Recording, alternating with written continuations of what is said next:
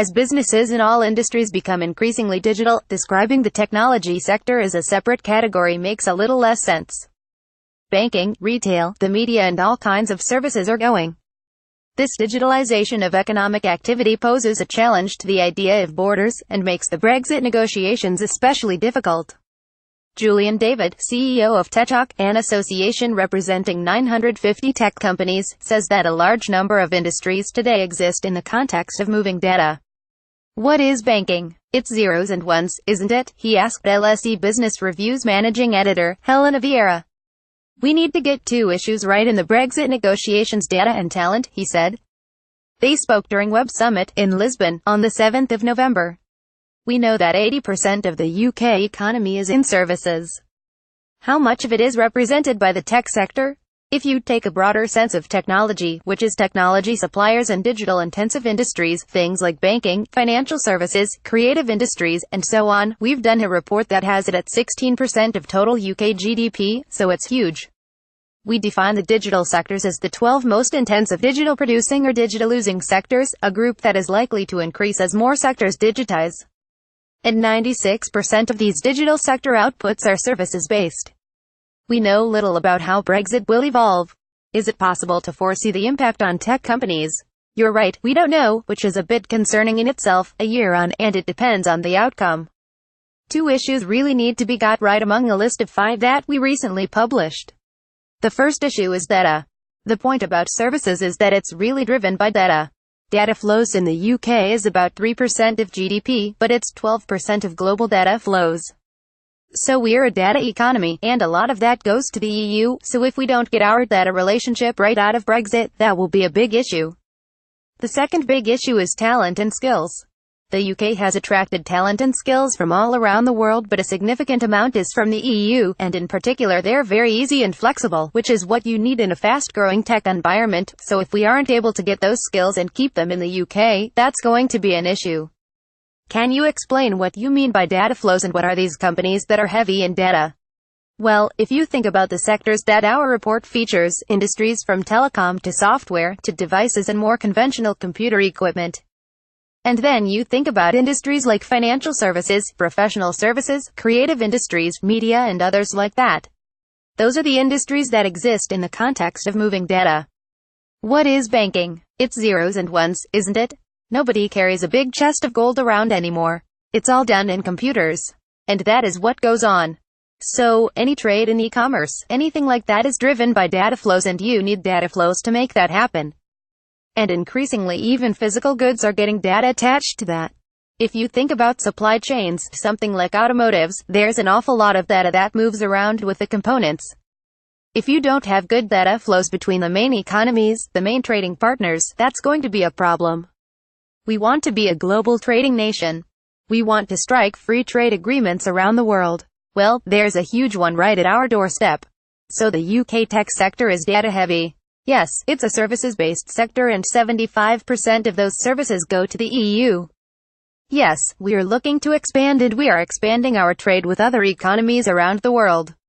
But we need to preserve that 75% while you expand. In a recent interview, Adam Posen, of the Peterson Institute, said the UK may even strike a trade agreement with the US, but it would be more symbolic than anything, since the two countries are about 80% services, competing in the same sectors. There's a lot of work and a lot of business between the UK and the US tech sectors. It already is happening. Building a free trade agreement with the US would be a great thing. Including services agreements and free trade agreements is not something that has been commonly done. It's not very easy to do. It's generally a small part, or there are restrictions. It would be great to do that with the US, but it's not an easy thing to do. Do they compete with us? Yes, they do, but equally, they're also present in the UK. I mean, a huge amount of the UK tech industry is international companies based in the UK. These international companies are just as interested in getting the data flow arrangement and the services agreement and the trade agreement right with the EU, from the UK, as our tech companies are. In fact, Wilbur Ross, the US Secretary of Commerce, was in the UK this week, talking at the CBI conference, and he made the point that a lot of US companies came to the UK in order to do business across Europe. And they're very interested in us getting the right deal, the right arrangement. You can say the same about Japanese, Chinese companies. International companies want to be able to trade across the whole of Europe. Would Brexit not taking place be the ideal for you? This is an interesting one. Our industry didn't want Brexit. That was very clear. We polled our members, and they were overwhelmingly 85% in favor of staying in the EU, particularly the single market. Looking particularly to exploit the growing digital single market. However, we are where we are. So what people are now saying is, well, if there is going to be a Brexit, then it's really got to take account of these issues, and the best way to do that is the single market. We're saying that our industry wants to stay in the single market. We had a conference last week and we asked the question, these instant feedback things that you do, instant polls, and again, it was 90% of people saying the single biggest issue for them was Brexit. A common example of the difficulties of Brexit is the automobile industry, whose supply chain crosses borders back and forth between the UK and Europe many times before the final product is ready to be shipped out of the UK. Is the example valid for the tech industry? Yes, if you think about what I've mentioned on services and if you think about the number of international companies that trade across the whole of Europe, they do that as an integrated proposition. They want to be able to provide services, and if you think about the ancillary industries, I don't know if you know, but something like half of all TV production in Europe is done in the UK, and then it's broadcast in one shape or another. You're talking about all sorts of companies, including Amazon, Netflix, etc. So if you lose the ability to do that because of restrictions on country of origin or original content or just really other regulatory issues, that's going to have a big impact. The same applies to people running cloud services or other services across Europe. They need to be able to service that from one single point, and at the moment a lot of that is in the UK. So it's really going to be a problem. Then if you broaden it out, you think about all of the other industries, they move data around the place just as much as the automotive industry moves, and we are already seeing again. There was a survey out recently that showed that European companies are starting to think about their supply chains, starting to look at how do they deal with the potential that they won't be able to move components from the UK the way they used to. You want to be global, Britain? You've got to behave like it. Access to the EU market is key, then. Just to stress this, we want to be a global trading nation. We want to strike free trade agreements around the world. Well, there's a huge one right at our doorstep. So, really, it's really important to get on it. Despite what people say, proximity does matter. The UK does more trade with the EU than it does with the US. And particularly in services, the ability to move people, which is often a component part of the service provision. Yes, our industry makes stuff available now through virtual means, etc., but there's still that need to do that, and to have a recognition of your services, your professional standards, regulatory agreements, data arrangements, intellectual property rights, all things like that. Without passporting rights, will fintech have to look for other markets? What would the impact be? Fintech is looking for other markets, and it's global. Even places that don't have a great financial services footprint can and produce fintech solutions. For instance, Israel doesn't have a big financial services industry, but they have quite a lot of innovative stuff going on. The challenge is what makes you the center for this stuff versus anywhere else, and sets a connection for everything. London is a perfect place.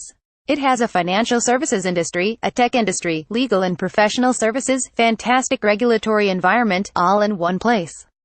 The time zone, English law, which is really important in financial transactions. Huge amount of financial transactions say that they will be done under the English contract law, even if they're not connected to England. Put all that lot together in one place and we have a standout success factor. Start to break it up, that's an issue. Now this is an issue for Europe as well, by the way, because the idea that you can disassemble London and grow it in 6 to 10 other places around Europe is just for the birds. It's not going to happen. Some stuff will move, we're seeing that. And some stuff will start to grow in new places. But the likelihood is that if we don't reach an agreement, this stuff won't be moving to places in Europe. It'll be places like Hong Kong. That's the price for both Europe and the UK. Europe doesn't have an English-speaking capital that would be the equivalent to London, no, although I think you can see here at Web Summit, everyone is working in English, even the French. Are you worried about the UK losing access to the EU's pool of talent? Yes, and that's quite a broad problem.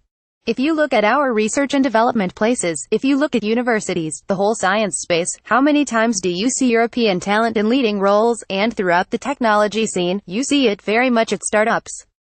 So many Europeans either moved their business to London or started their business somewhere in the UK because of the advantages that they see, and the fact that they don't have to worry about visas, about family members coming to visit, much of that stuff.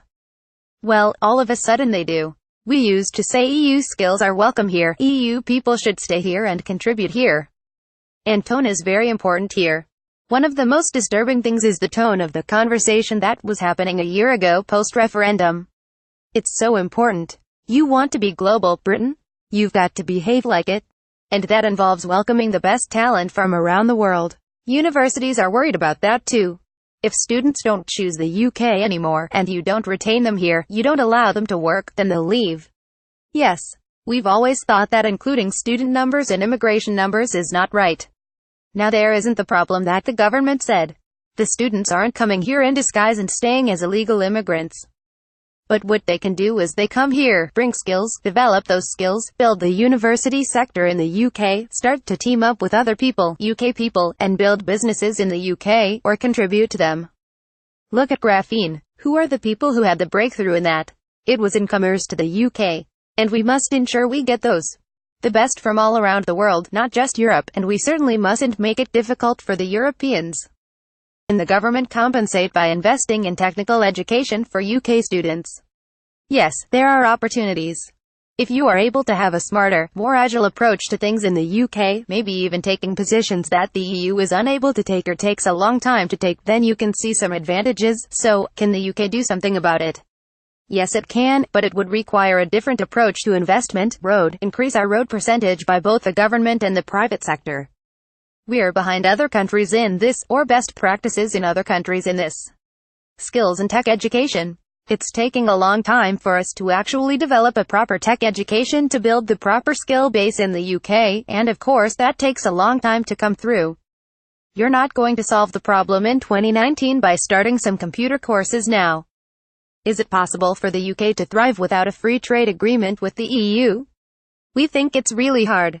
Firstly, because getting these kinds of agreements services-based, remember how significant the services side of our industry is with other countries, is not an easy thing. That's going to take time. It will involve a give and take and a willing partner. That willing partner, all of them have said, we're interested, but we want to see what your agreement with the EU is, first. And like what Wilbur Roth said, if you don't have passporting, a lot of the US financial institutions are going to be concerned about investing in the UK. It's what he said this week. So, that's the first issue for us. The second issue is just the number game. How do you replace 46% of your trade in one go? For us, although some parts of our industry, world trade, very small tariffs, it can't be accommodated. The pound has already gone down 15%, so some people say, that's really not addressing the point of regulation, services agreements and recognition of those things. And those are the really important things. So we think not having a deal will be a bad thing for the tech industry. Club Suit. This QA is part of a series of interviews during the Web Summit Conference in Lisbon, 69 November 2017. The conversation was edited for clarity and brevity. The post gives the views of the interviewee, not the position of LSE Business Review or of the London School of Economics and Political Science. Featured image credit courtesy of techUK, not under a Creative Commons license. All rights reserved. When you leave a comment, you're agreeing to our comment policy.